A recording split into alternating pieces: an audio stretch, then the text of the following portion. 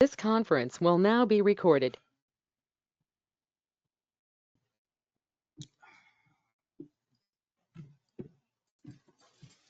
City of Mission, Present. Willacy County, City of Brownsville, City of Edinburgh, City of Harlingen, Present. City of Westaco, Present. Cameron County, Hidalgo County, City of La Villa, City of Donna, Present. Sullivan City, City of Mercedes, City of Los Fresnos, Present. City of McAllen, City of Farr, City of Raymondville, City of San Benito, City of San Juan,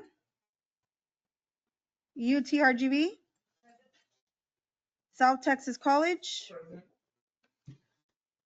TSTC, Mr. Troy Allen, Present. Ronald Mills, Mr. Jim Darling, Mr. Oscar Garcia, Present. Mr. Andres Chavez, Present. and Ms. Lupita Martinez. Present. We have quorum. Okay, thank you. Please stand for the invocation and remain standing for the Pledge of Allegiance.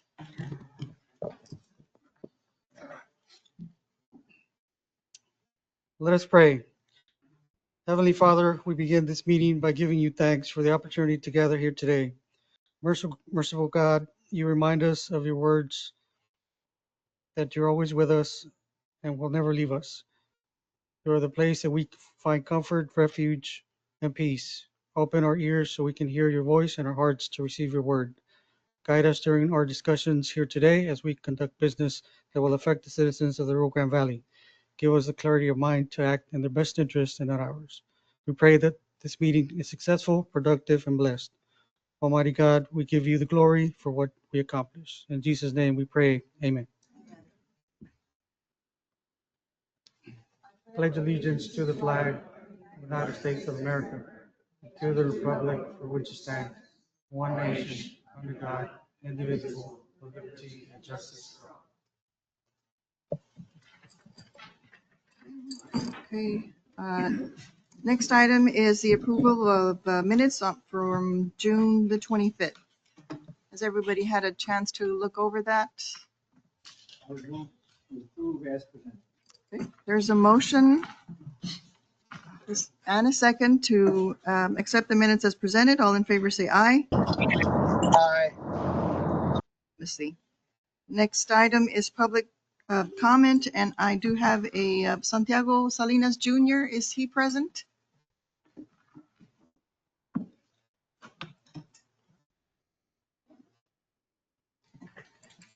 Thank you, Mr. Salinas. And if you'll state your name and address for the record, please.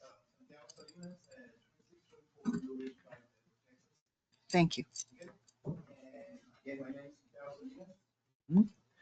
My name is Santiago Salinas. I'm the Executive Director of the Rio Grande Valley Long-Term Disaster Recovery Nonprofit Organization.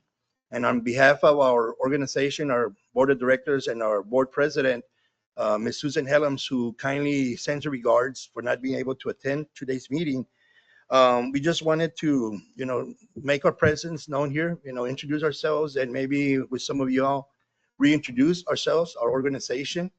Our mission is to provide recovery assistance to those who have been affected through natural disasters, okay, weather, flooding, those type of things, and who lack the proper resources to repair their own homes. Our organization works as a team with other disaster recovery groups to organize volunteer labor and provide construction material to repair the homes of these affected families, or natural disaster survivors, as we refer to. We also include the option for the families, allowing them to do their own home repairs, through sweat equity. And in most cases as well, we can also assist in arranging the repairs through third parties whenever possible. Currently, we are planning to assist families in Star, Hidalgo, Cameron, and Willacy counties, okay, and who were impacted by the March 2025 floods. We'll be giving priority to those families that didn't have flood insurance and who also were denied assistance through FEMA or other third parties, other agencies of natural disasters. Um, these outcomes can only be achieved if there's funding available and if there's volunteers in place. It's very important also to note that any family that is assisted through our organization must meet and comply with our case management process. Okay, our planning does involve and will continue to involve meeting and collaborating with federal, state, county, and local emergency management officials and a collaborative network of individuals, businesses, faith-based and nonprofit organizations, as well as other disaster recovery groups who will work together to provide the money, the volunteers, and the material needed to address these underserved disaster survivors' needs. So with that, I just want to say thank you. Want to thank all of y'all for all you do for each one of y'all's respective communities and for allowing us the time to share with you that our organization is here to offer the opportunity to address issues and topics that are related to the missions, related to our missions and under the jurisdictions of the LRGVDC. Okay, thank you. Thank you. Yes. Contact number could be mine. So it's the Rio Grande Valley Long-Term Disaster Recovery. And my phone number is 956-348-3907. You're welcome. Thank you.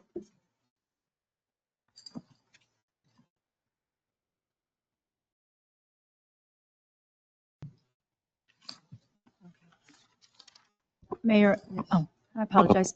I wanted to also make a public comment. I forgot to sign up. Can I Sure. get on the mic to do so? Yes. Or can I do it from here? You Either way? can, if you want, yes. All right. So, good afternoon, everyone. So I'm on the board of a nonprofit called AltaCareFoundation.org. And some of you may have already heard about AltaCare, and we try to connect people that are living in poverty with services throughout the four-county area. A lot of the focus has been on the colonias and really helping those people to understand what nonprofits are out there that can help them with all the different types of wraparound services. The big conference that AltaCare is having this year is going to be on September the 4th, and it will be at the Harlingen Conference Center. If you are interested in attending, it is free to attend, and you can go to, let me find the email address where you can register. Well, there's a register, but you can go to www.altacair, ALTACAIR, accelerator.com. It's called the Accelerator Conference. They will have a poverty simulation that will be really interesting to be a part of, where you can feel what it is like for people that are living in extreme poverty and have to do without so many services. I think it would be great to attend or to have someone attend for you. And then my second comment is this was my day job is at UTRGV, and this has been a really good week for UTRGV. We just got word from Washington Monthly Magazine that we were again for the third year in a row ranked #1 public university in the state of Texas. So very excited about that. Yes, thank you. We were number 7 nationally, and then we were #2 top Hispanic serving institution in the nation. So very, very happy about that. I think we've graduated over 60,000 students since we opened our doors. This is also our 10-year anniversary. So it's a really exciting time for us. And if you weren't aware, we have our first football game on Saturday night. Yes. I'm sure you are, in case you weren't aware. So we hope that y'all can come out and join us. Or you don't need a ticket to attend the tailgates that are going on, and they will be going on for 5 hours before the game is when they'll start. And so tailgates start at 2 o'clock, game is at 7 p.m. So thank you, Mayor. Great, awesome. And as you stated, you're undefeated, right? As I've stated many times, still undefeated. I hope I can say that next time we meet. Right. Okay. Next item is administration. Mr. Cruz? Yes, ma'am. Under administration, for item A, presentation of Region 15 flood, regional flood plan. Commissioner Garza sends us condolences. Unfortunately, he won't be able to obviously attend. He had a conflict, but I will let you know that on the presentation, this is the website that he provided. This is a ongoing effort that has been in the works for the past 2 years. And obviously, due to the unfortunate situation that happened in Central Texas, July 4th, a lot of people are asking questions as far as flooding. What remedies do we have, or what plans do we have if a situation happens here in the valley? And so this website will provide you with everything you need. This is Region 15. I won't go into details because I don't want to steal Commissioner Garza's thunder when he presents. But just so you can get a bird's eye view of what this Region 15 consists of. All these a total of 15 counties altogether. And so the plan has been written. It's been approved. Currently, they're doing some modifications and had an open public comment to add additional projects to the plan. And so this will be obviously come in handy with this legislative session because I know that's one of the items in their forefront is to deal with flooding situations due to Central Texas. And so if I'll send this by email as well. That way you can go in there and view and take a look at the plan itself, read up on it to get all your questions together for Commissioner Garza when he shows up. We're trying to coordinate with him. He really wants to be present to provide a presentation to you all, but unfortunately his schedule doesn't accommodate. And he wants to be here to answer any questions and provide you, because he is the chair, with the answers to your questions, most importantly, on what they've done for the past 2 years for the entire Rio Grande Valley when it comes to flooding. We've known, obviously, the topography of the Rio Grande Valley is a bowl, pretty much. And so studies go back to when I was doing Homeland Security Community Emergency Response Team training. Back then, Hidalgo County did a study, Denenbaum Engineering. I don't know if you're familiar with that firm.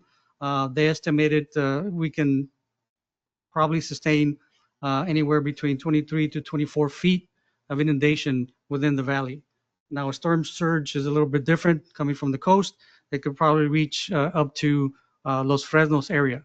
So flooding would be a potential hazard in the valley. And so it's very crucial, critical for everybody to know what this plan is about. And so, and again, I will forward this to the board members and the full membership so they can become aware of it. And we'll try to plan for Commissioner Garza to be here next month or the following to do a presentation to the board. So again, he can't be here today. So the next item, item B, presentation and consideration action regarding the 2024 annual audit. We have Ms. Melissa Gonzalez, CPA, to present. Hi, good afternoon. I'm here to present the annual audit for Lower Rio Grande Valley Development Council. We issued an unmodified opinion on the financial statements of Lower Rio Grande Valley Development Council for the year ended December 31st, 2024. This means the financial statements present fairly in all material respects the council's financial position and results of operations in accordance with U.S. Generally Accepted Accounting Principles, GAAP. Importantly, there were no material misstatements, there was no significant deficiencies, or compliance issues were identified in our audit. I'm just going to go very briefly over the statements, the statement of revenues and expenditures and changes in the fund balance in governmental funds. The revenues were total 32.8 million. The expenditures were 32.8 million. So that gave a stable fund of the 33,917. So there was no changes there. As far as your statement of net position, That's your balance sheet, what is known. Yeah, it's up there. So your total assets were 49.6 million, and your total liabilities were 30.3 million, and this gave you a net position of 19.2 million, which most of it is investment in capital assets. As far as your budget, you did budget 40.2 million, but the actual was 32.8 million. And the variance of 7.4 is due to projects that have not been initiated at this point in time. And the same thing would apply to your expenses. You had expenditures of 40.2 million budgeted, and the actual were 32.8 million with the same variance. The last thing I'd like to go over is your schedule of findings and question costs. This is having to do with your federal and state programs. At the very bottom, it's your financial statement findings. They were none. Your federal and state award findings, there were none. The council has maintained a strong financial position. It has achieved a clean audit opinion, and they demonstrate effective compliance with your federal and your state awards. I would like to commend your finance director, Crystal Balboa, and her staff. They do an excellent job. They're very committed to your compliance and to strong internal controls, and that shows in the results of your audit. Thank you. Thank you. Are there any questions for? Yep. Any questions from the board? No? Okay. Is there a motion? And a second. There's a motion and a second to accept the annual audit report as presented. All in favor say aye. All opposed say no. Motion carries unanimously. Next item. Item C, presentation and action to accept the quarterly investment report. Ms. Crystal Balboa, our finance director. Good afternoon. The second quarter investment report was provided in your packets. If any questions? If not, it does require board action. Is there a motion? Move to accept the report.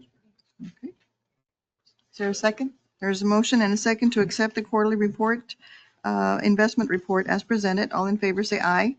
All opposed say no. Motion carries unanimously. Thank you. Thank you. Next item. Item D, ratification of executive committee action on the acquisition of vehicles, transit buses under TxDOT and FTA Section 5339, Rural Bus and Bus Facilities Program approved grants for LRGVDC Valley Metro. This comes about August 8th. The executive committee approved this recommendation and to secure the buses, the purchase of the buses, just to alleviate any increase in costs. We initiated the process and we were presented it before all the board of directors for final ratification and approval. Need action on this item. Is there a motion or questions to ratify the action taken by the executive committee? There's a motion and a second. All in favor say aye. All opposed say no. Motion carries unanimously. Thank you. Next item. Item E, consideration and action to approve, consideration and action to execute engagement letter for legal services for special legal counsel with Denton and Navarro. This comes about again through my meetings with the executive committee. As you know, we technically have never had a legal, that I'm aware of, legal counsel here at the board. And so the executive committee recommended that we look into it, that it would be wise for us to engage and have a representative here. And so I did provide the agreement. It's attached to your packet. At Denton Navarro, we've been doing business with them since I can recall 2010. So for the most part, any legal matters, we also have TML to cover those costs.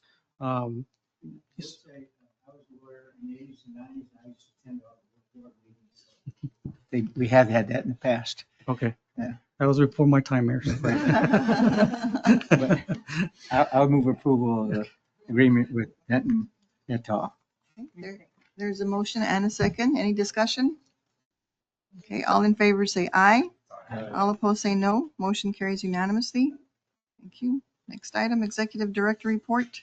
Yes, ma'am. The Executive Director's report, introduction of new staff. I do have a slide on some new hires and promotions. First and foremost, in July, since we didn't meet in July, we did pick up some individuals.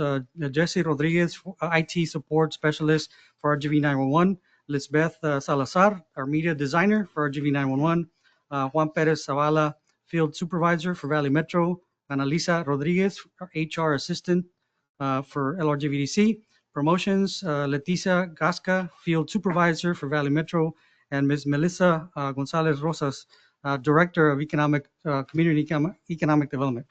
So congratulations to those two promotions and the hires. And in August, we had Ms. Rebecca Alvarez, Vehicle Driver 1 for Valley Metro, Jose Casas, Vehicle Driver 2, Valley Metro, Armando Vasquez, Shop Foreman, Valley Metro, and Aaron Alvarado, CSR for Valley Metro. In addition to that, I do have Mr. Dominguez to give a little speech about a grant that we're securing. It's a small grant, but impactful for the organization. I was like, oh wow, announcement, promotion. No, I'm just kidding. Yeah, like Mr. Cruz said, I'm just happy to report that we applied for the HEB Trees for Texans grant and we got awarded. It is a small grant, but it's going to help us plant some much needed trees here at our main campus. Some of our trees have dried up now, so we have to replace them. And it's imperative because our main campus is enclosed with about a half-mile walking trail. And so it's not only used by staff, but also community members. And we want to be able to provide shade for those who are using the walking trail around our campus. So we're looking for sometime in February. So we'll get back to you on a date and we'll open the invitation for anyone from any of your agencies or organizations who would like to come on the day of. We're also going to be reaching out to HEB to send volunteers. So yeah, super exciting initiative and we're happy to share it with you all. Okay. Thank you. You need help planting them? Is that what you're saying? Yes, so there's Yes, going to be small okay. trees. Yeah, small. Yeah. Okay, cool. great. I will, Yes. I will be there. Maybe we'll get shirts. Awesome. Thank you. Okay, Thank thank you. you. Okay. Thank you for that great initiative there. So moving on to other reports, as you know, I won't touch base on the legislative session because that's evolving, changing on a daily basis. And so there's a lot of items on the agenda that have been approved. And so as I'm sure all of us will know the ins and outs of that. But other news, good news, we did have the opportunity yesterday to again advocate for our programs. And so we were invited through the Hidalgo County Prosperity Task Force to present to Congresswoman Monica de la Cruz yesterday. And so me and Ms. Lopez attended that meeting and obviously advocated for AAA. And so we provided everything and anything that dealt with the program, and also added on our Homeland Security, Criminal Justice, Community Economic Development, the need for funding for those programs. And so she seemed to have a grip on the needs of the region.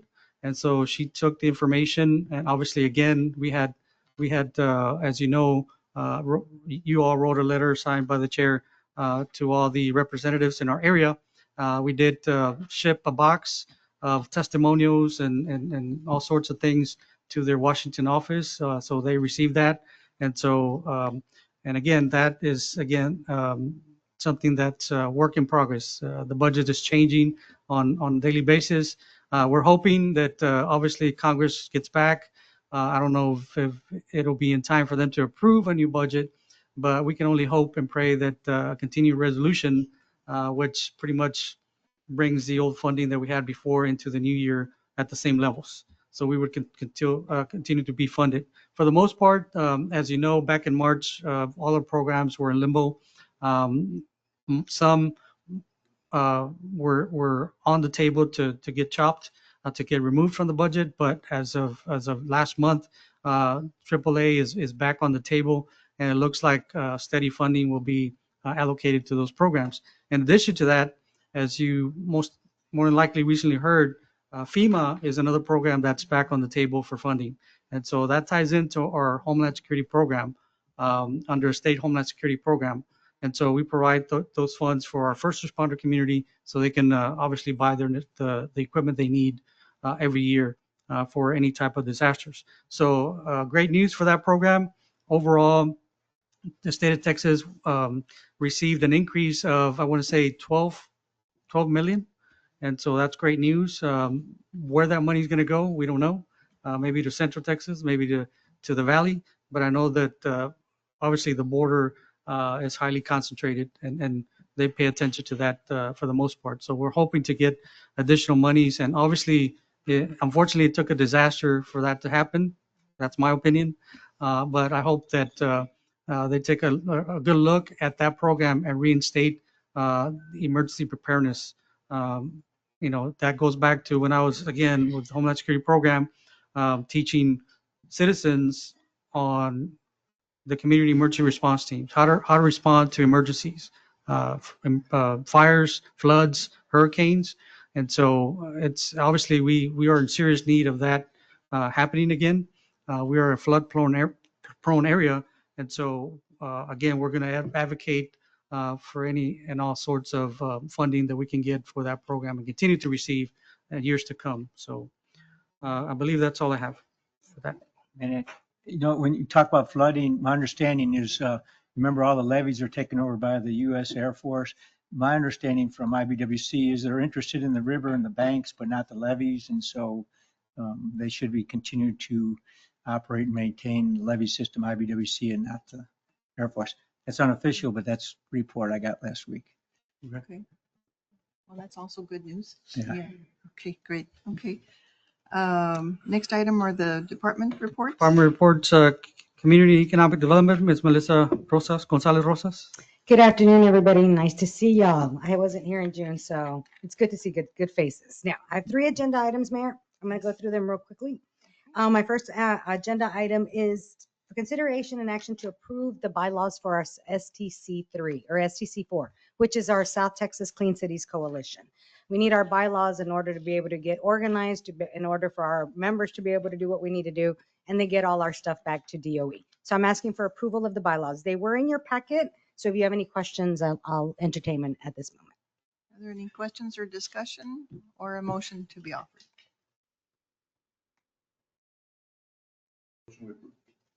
Okay, there's a motion and a second to approve the bylaws as presented. All in favor say aye. Aye. All opposed say no. Motion carries unanimously. Thank Next you. item. My next item is to approve the STC4 stakeholders. In your agenda packet, you saw the list of the organizations and the members and our vacancies. At this moment, I'd like to ask for approval for those listed and the vacancies so we can get them filled. There's a motion and a second to approve the stakeholders as presented. All in favor say aye. All Aye. opposed say no. Motion carries unanimously. Next item. And one final agenda item. The NRAIL, which works with the Department of Energy, has $10,000 that they want to give us. This money is to be utilized any which way we want to become from becoming an affiliation to a full-fledged coalition. So at this moment, I'm asking for permission to accept the $10,000 from NRAIL to be able to begin our affiliation to full coalition conversion. Any discussion, questions, a motion? Okay, there's a motion and a second to accept the $10,000, which should be a absolutely slam dunk thing. But okay, all in favor say aye. All opposed say no. Motion carries unanimously. And thank you. And I just have an announcement, a couple of announcements. First, Mayor, thank you for allowing us to be at your ribbon cutting yesterday. I actually officially got to do my first ribbon cutting. I actually cut the ribbon. Thank you, Mayor. I was Yes, beyond you did, and excited. she did an awesome job. I mean, just one try, that's all it took. So I was proud. Very sharp scissors. Thank you, Mayor. And the other thing is, I just want to highlight our outreach. We brought in our new outreach coordinator or our customer service rep in May, and Crystal has really hit the ground running. In June, July, and August, she's been out to 26 different events in the 3-county region. And so this is just the beginning of her getting out there. So please, I'm asking all of you, if you have events, let us know. we're going to try to get her out there as much as possible. But I'm so proud. Everybody's actually seen who we are now. And Crystal sends me messages all the time. Mel, everybody knows you. And I'm like, well, no, thank you, because everybody knows you now. So again, I'm very proud of the outreach that we're being able to do now for Carrie's Law, water quality, and solid waste. So if you have any events, please do not hesitate, reach out to us, and we'll get it on our calendar if we can. So thank you. Thank you so much. And I do want to apologize to Melissa because she did have like 50 pages worth of slides on community events that her staff took part in. So my apologies for that, but I told her you need to condense it a little bit because the email won't go out with that big of a file. So the next item we have is Health and Human Services, Ms. Margarita Lopez. Good afternoon. Thank you for returning after that summer break. So I do have 2 action items for your consideration today.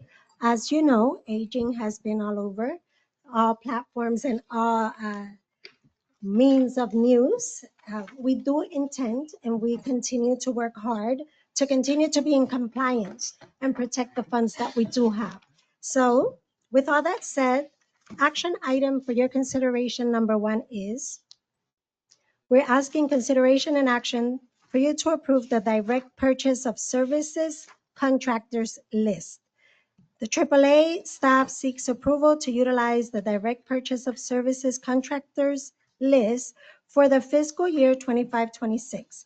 These contractors will provide essential services including medical, transportation, homemaker assistance, respite care, residential modifications, medication assistance, medical supplies, and durable medical equipment.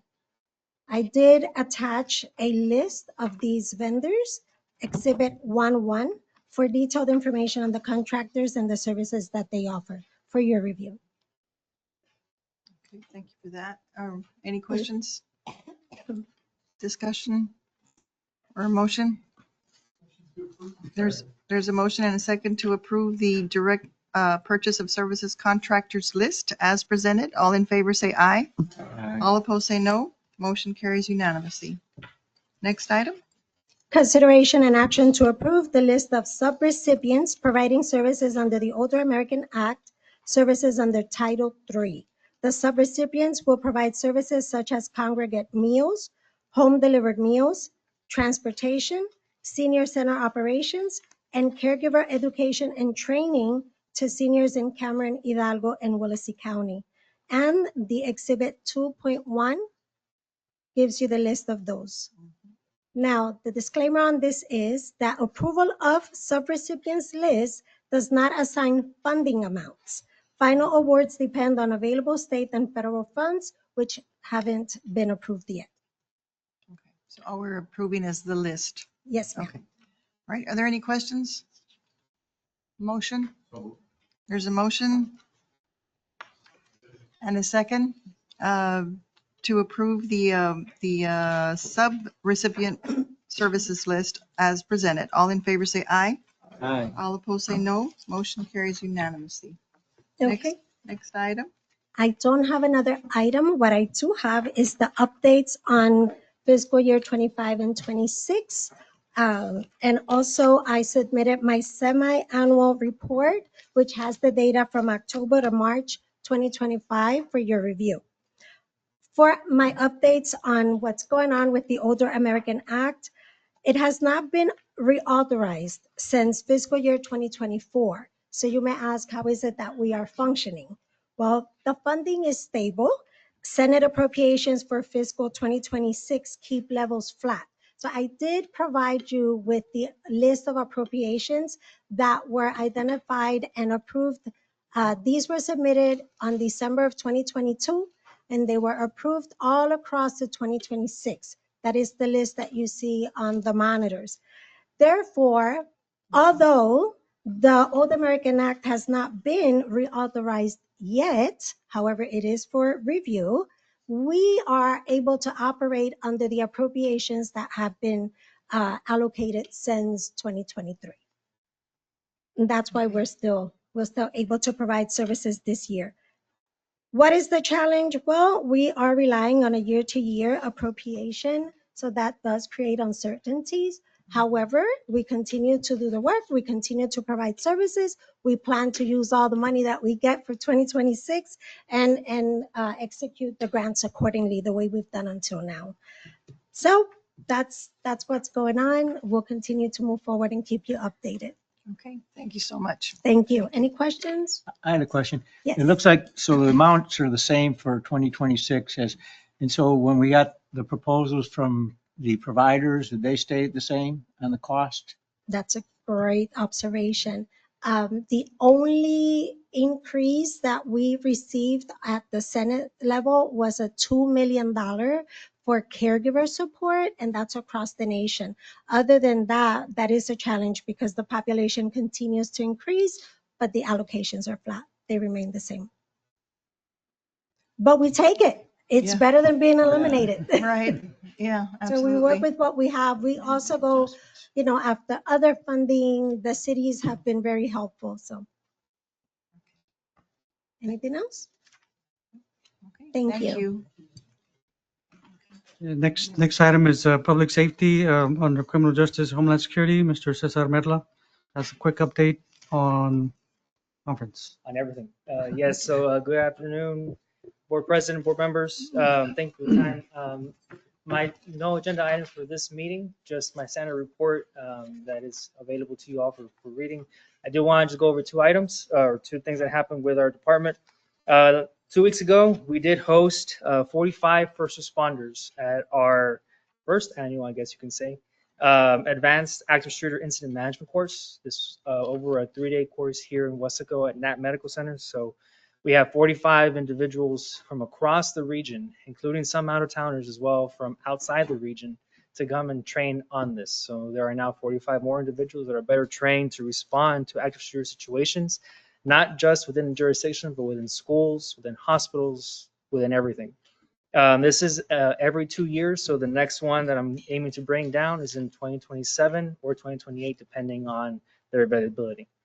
The next one is, of course, our Listo RGV conference. I am proud to acknowledge that we have over 120 individuals signed on and ready. We also have a list of sponsors as well. And the one big update for this one is that our networking social will take place at Breakaway Cruises. So if y'all want to get on the boat for a little bit and enjoy the river, or sorry, the ocean views, you can. So I encourage you all to attend. And on that, there is also Margaritaville is sponsoring a 2-night stay for the Margaritaville. So that's a raffle. So if you want to put your name in the hat, you got to attend the conference. So other than that, I have no other questions pending any questions from the board. Are there any questions? Comments? No. Thank you so much. Thank you. Thank you. Next item is police academy program. Mr. Javier Solis. Good afternoon, everyone. Madam Mayor, I know we didn't see each other last month, but thank you so much for the ceremony graduating in Mission in July. Thank you for attending that, and thank the city of Mission for putting up the Mission Event Center. It was our honor. Thank you very much. And privilege. Thank you. 24 cadets graduated. It was amazing to see them all. Thank you for being there. Their excited faces. I mean, it's really a nice experience. Yes, ma'am. Thank you. I have 3 action items. These are all from a result of our annual advisory board meeting required by TICO. Our advisory committee met on June 24th, 2025. The first action item that came out of that meeting is consideration and action to ratify the nomination and appointment of Elsa Police Chief Robert McGinnis and Wesco Police Captain Alvino Flores to the LRGV Academy Advisory Board. We had 2 vacancies. They were nominated and appointed. So we seek your consideration and action to ratify. There's a motion and a second to accept the nominations of to the LRGV Academy Advisory Board as presented. All in favor say aye. Aye. All opposed say no. Motion carries unanimously. Thank you. The second action item that came out of that meeting was the amendment to the LRGV Academy curriculum. We are expanding the number of courses provided under our police academy. We are looking to provide the basic county corrections course to provide jailers for all 3 counties within the region to assist in supplementing their correctional officers in their county jails. We are also looking to launch the mental health pilot program, so that's going to require an amendment of our curriculum. So we seek your consideration and action to amend the LRGV Academy curriculum to include new licensing courses and a mental health pilot program.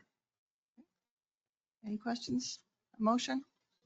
There's a motion and a second to approve the amendments to the Academy curriculum as presented. All in favor say aye. Aye. All opposed say no. Motion carries unanimously.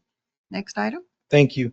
The last item is consideration and action to ratify the new Lower Rio Grande Valley Academy Cadet Rules, Policies, and Procedures Manual as recommended and approved by the LRGV Academy Advisory Board. Because of the new courses and because of the new curriculum that we plan to provide, we had to make changes. Some of the major changes in the manual, the eligibility and enrollment requirements for the new county corrections and telecommuter course were added to the manual.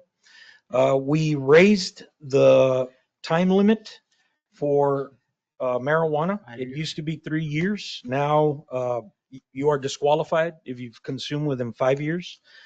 Cocaine, methamphetamine, and opioids are now a lifetime ban into the academy. It used to be 5 years. Now we're banning that. So we're raising the standard to get into the academy. Financial payment and some definitions were added to the manual. So we ask for your consideration and action to approve those changes. Since I'm qualified under those rules, I make a motion we approve. Okay, there's a motion. Is there a second? Second, okay. To approve the changes in the cadet rules. All in favor say aye. All opposed say no. Motion carries unanimously. Thank you very much. Just a real quick report. We had our Texas Narcotic Officer Association and Canine Competition and the Fentanyl Canine Training Seminar 2 weeks ago. Just want to give a quick report on that. We had a total of 66 canine teams attend, representing 18 police agencies from local, state, and federal.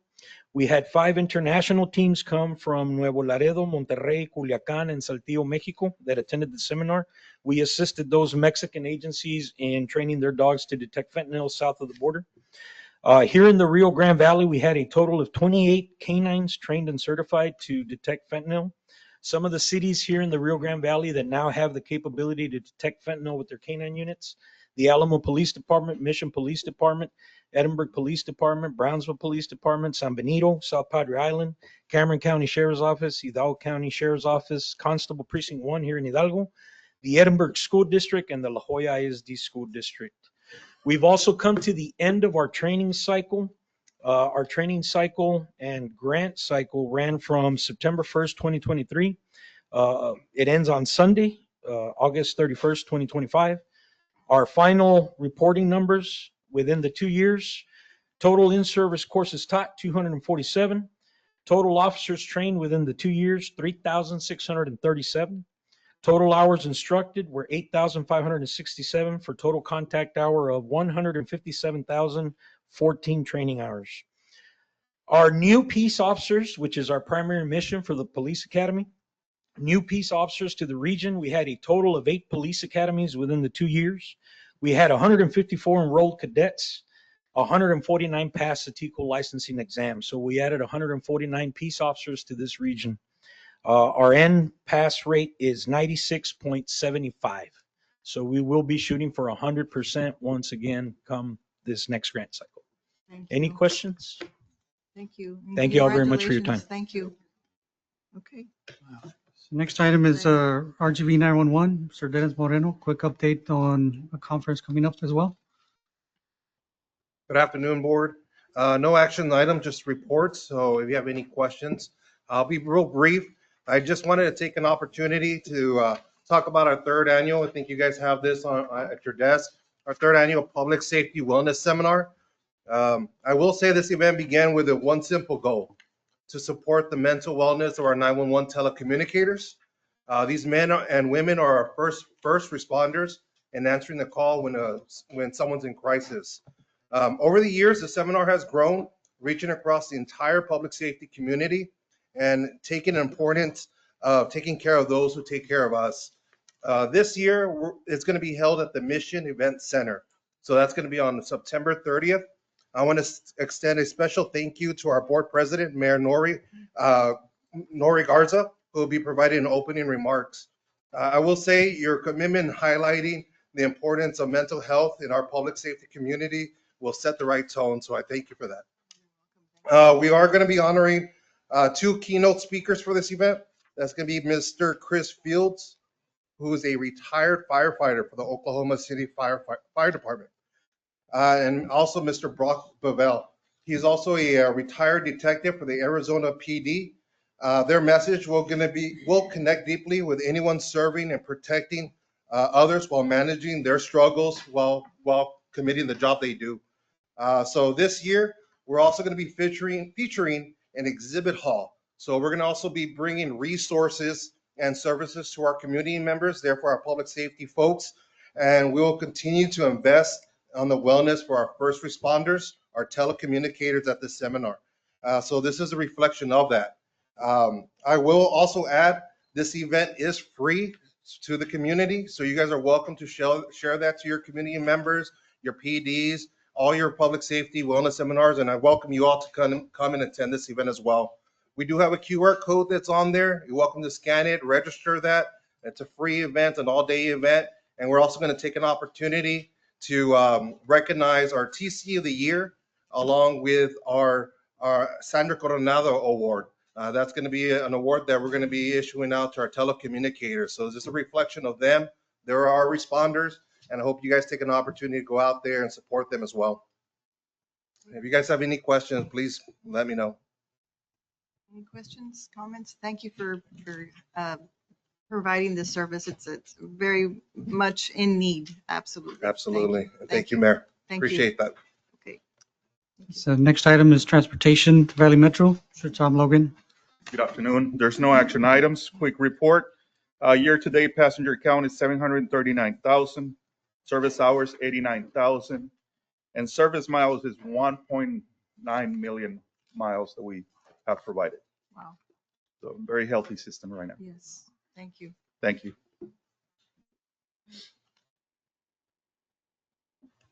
RGVMPO, I don't believe they're here today. I don't think he's here. And they don't have a meeting today. No, and there's no meeting afterwards either. So there's any new or unfinished business? Mayor, I did want to just announce something, if that's okay. Sure. I just wanted to announce next Tuesday, we have an event in our city. I wanted to invite everybody. It's a prostate cancer wellness event. Some of you may know, the journey that I've been through. A lot of people have been through this, but we're just trying to generate awareness. September is Prostate Cancer Awareness Month, and early detection is key. And so we're having this event at the ACE facility right across City Hall at 315 West McIntyre. And we got the local medical community to donate free PSA tests. And that's really the blood work to show if there needs to be further check, right? So I encourage everyone to go and attend. It's free to the public from 10 a.m. to 1 p.m. Tuesday, September 2nd. That's coming up. So. Okay, that's great. Thank you. Thank you. Okay. Any other comments? No? No? Meeting's adjourned at 12:52. Thank you. Have a great day.